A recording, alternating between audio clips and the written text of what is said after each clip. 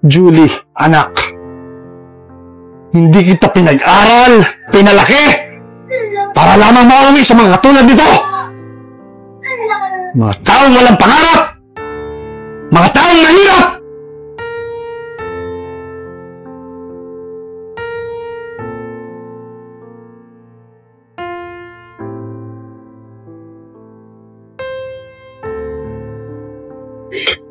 Hindi ko na alam ang gagawin natin. Tama ba to? Kaya nga tayo nagtanan, di ba?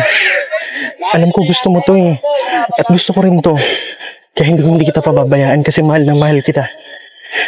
Hindi ko na kaya makitang nahihirapan ka dahil sa paghihigpit ng daddy mo. Kasi paano pag nalaman niya na sa'yo ko sa mama?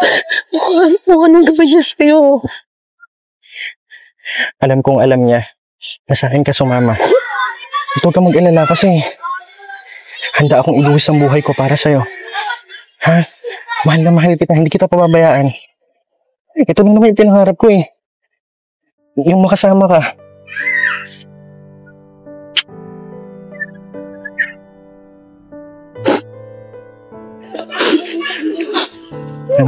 Tara na. Malapit na yung kalatita dito.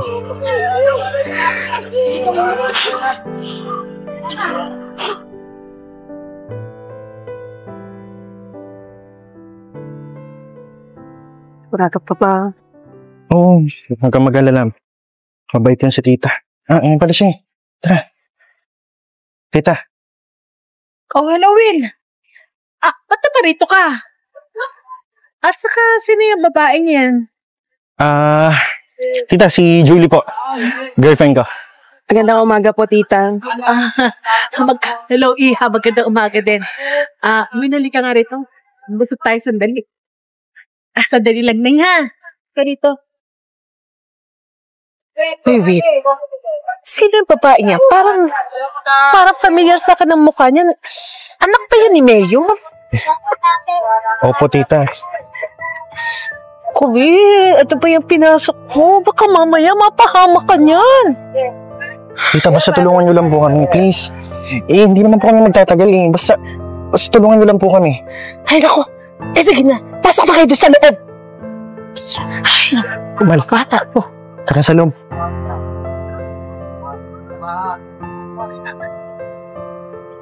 Bakit yan available? Wala na.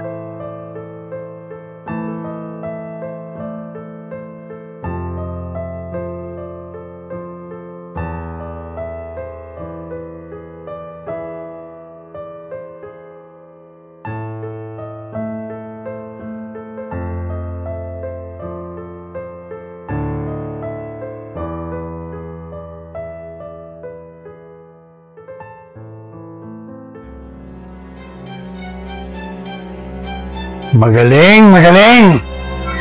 Dito ko lang pala kayo matatagpuan. Sige mga bata! Damputin niyo na ang taong ito! Sandali! Mami! Huwag niyo naman masaktan si Will! Wala po siyang kasalanan!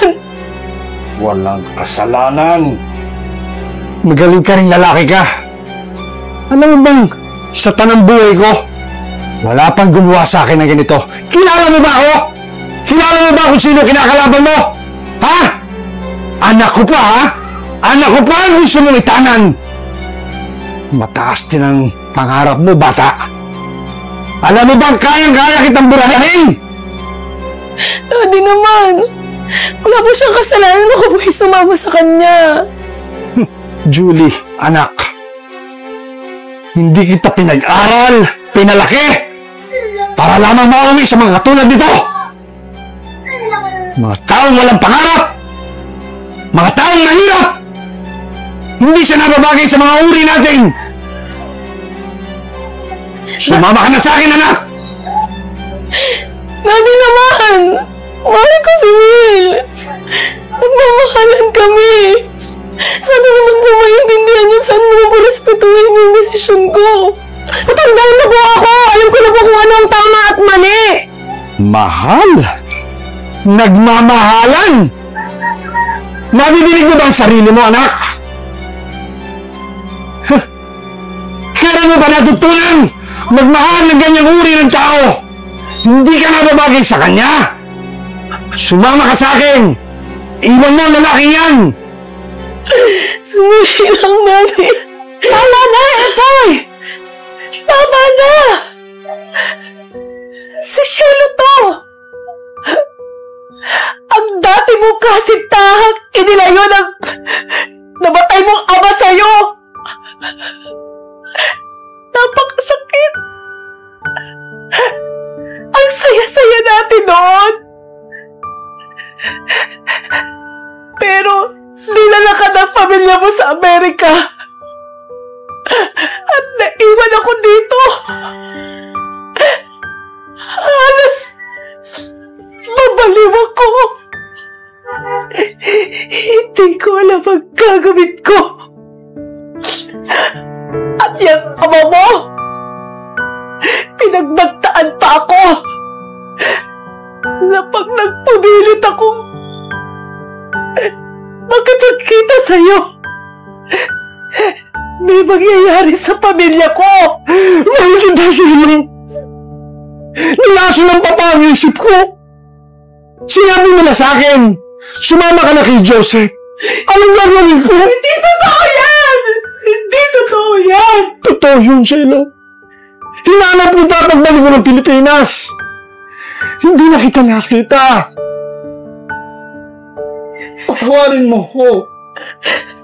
Tapos ngayon, ganyan din ang gagawin mo sa mga bata?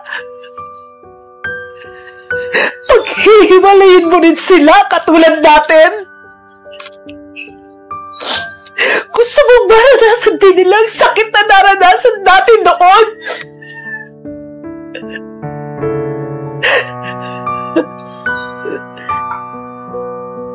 Tawarin mo ako, Shelo. Hindi ko pababayaan ang mangyari sa kanila. Ang nangyari sa atin, Shelo. Patawarin mo ako. I'm very, very sorry. May pagkakataon ka pa. Pabayaan mong magbahala ng dalawa. Gagawin ko. Tagal na kitang napatawad, Epoy. So, Pati ang pamilya mo. Ibigay mo na sa kanila ang kalayaan nilang magmahal sa isa't isa.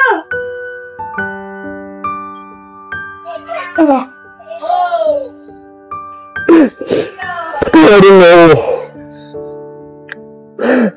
Malala ka ng ibigin. Malala ka ng gawin kung gusto mo na. Pinapaubaya ko na sa iyo, anak ko. Salamat po, Daddy.